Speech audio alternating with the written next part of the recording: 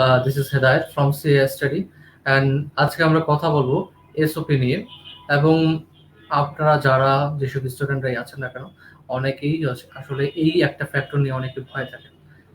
যে কোনো দেশের জন্য আপনি অ্যাপ্লাই করেন না কেন আপনার হচ্ছে একটা ইম্পর্টেন্ট একটা ডকুমেন্ট লাগবে যেটা হচ্ছে এসওপি, যার ফুল ফর্ম হচ্ছে স্টেটমেন্ট অফ পারপাস। আপনি মেইনলি কোন কারণে যেতে চাচ্ছেন, আপনি কোন বিষয়ের জন্য যেতে যাচ্ছেন, হায়ার এডুকেশনের জন্য, সেই ব্যাপারে একটা স্টেটমেন্ট লিখতে হবে। এই স্টেটমেন্টটাকেই বলা হয় statement of purpose. Most of the student থাকে এটা নিয়ে অনেক কনফিউজ থাকে এবং দেখা যায় যে মোস্ট অফ দ্য স্টুডেন্টদের ক্ষেত্রে তাদের রাইটিংটাতে খুব ভুল হয়। যার জন্য যদি আমি কানাডার কথা বলি, কানাডার মোস্ট অফ দ্য স্টুডেন্টদের ভিসার যে রিজেকশনটা আসে মেইনলি আসে এসওপির জন্য। এবং আপনি যে কোনো দেশে কাজ করেন না কেন, যেমন হচ্ছে আপনি ইউকেতে পড়তে চান, কানাডাতে পড়তে চান, বা হচ্ছে আপনি অস্ট্রেলিয়াতে পড়তে চান, সবখানেই হচ্ছে আপনার স্টেটমেন্ট অফ পারপাস লাগবে। কিছু কিছু দেশের এটার একটা ডিফারেন্ট নামে ইউজ হয়, সেটা হচ্ছে মোটিভেশন লেটার, এটা নামে ইউজ হয়। কিন্তু হ্যাঁ, এখানে কিছু ডিফারেন্স থাকে। বাট একটা স্টুডেন্ট হিসেবে যখন আপনি বাইরে দেশে পড়তে যাবেন, আপনার জন্য মেইন প্রায়োরিটি হচ্ছে আপনি যেই কান্ট্রিতে যাচ্ছেন না কেন সেটার ব্যাপারে রিসার্চ করা, যেটা আপনাকে খুব ভালোভাবে হেল্প করবে ফর এসওপি রাইটিং। তো একটা স্টুডেন্ট হিসেবে যখন আপনি রিসার্চ করবেন আপনি কোন কান্ট্রিতে যেতে চাচ্ছেন, তখন ওইটার লোকেশন, ক্লাইমেট, আর্নিং ফ্যাসিলিটি, সেখানকার লোকেশন, সব কিছু নিয়ে আপনার একটা রিসার্চ করা প্রয়োজন বিফোর রাইটিং দ্য এসওপি। আর একটা এসওপি রাইটিং এর জন্য কিছু কিছু সেক্টর আপনার মনে রাখতে হবে, যেমন হচ্ছে একটা এসওপিতে কি কি পার্ট থাকবে।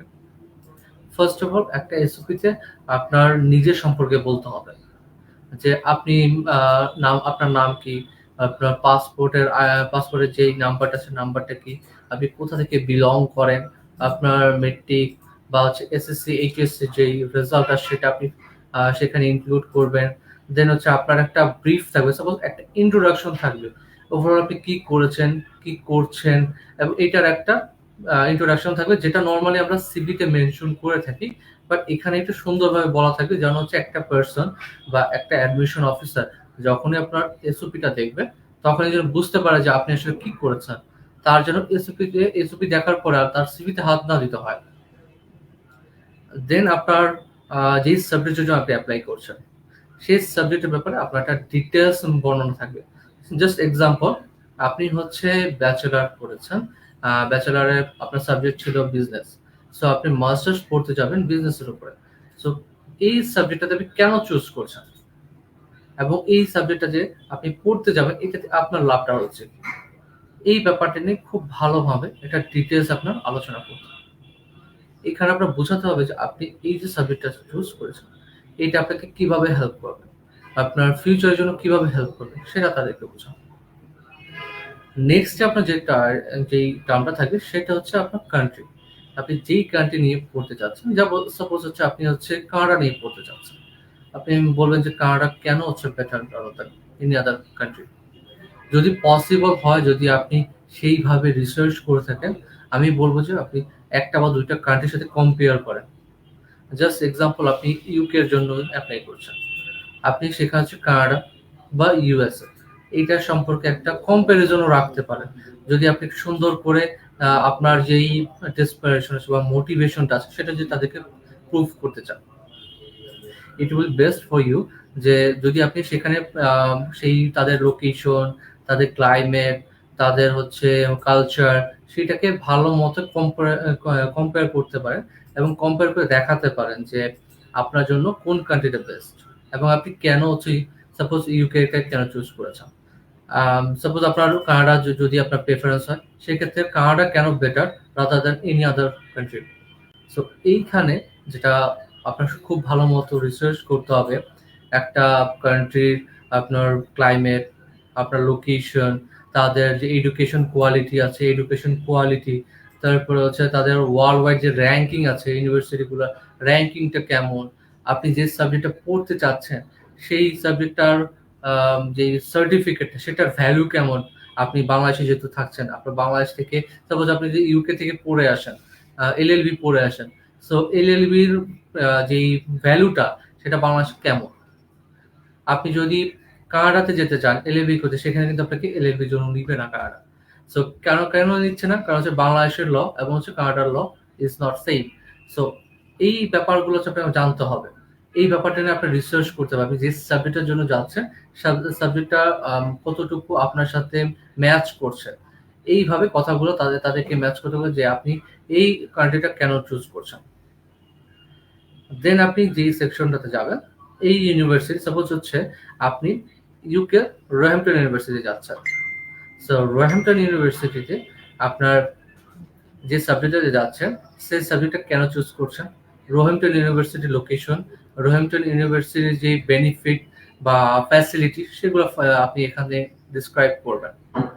তো দেখা যাবে যখন আপনি একটা ইউনিভার্সিটির ভালো ভালো পয়েন্ট আউট করছেন, তখন অ্যাডমিশন অফিসাররা দেখলেই বুঝবে যে আপনি আসলেই ভালো মতো রিসার্চ করেছেন। যদি পসিবল হয় এখানে হচ্ছে একটা বা দুইটা কান্ট্রির আপনি একটা কম্পারিজন রাখতে পারেন, তাহলে হচ্ছে আপনার রেসিপিটা আরো স্ট্রং হবে। অ্যান্ড লাস্টলি আপনার একটা ফিউচার প্ল্যান শো করতে হবে। আর ফার্স্টে আমি বলছি যে আপনি যেই কোনো কান্ট্রির জন্য করেন না কেন, আপনার এসওপিটাতে খুব ভালোভাবে মেনশন করতে হবে যে আপনি বাংলাদেশে ব্যাক করবেন।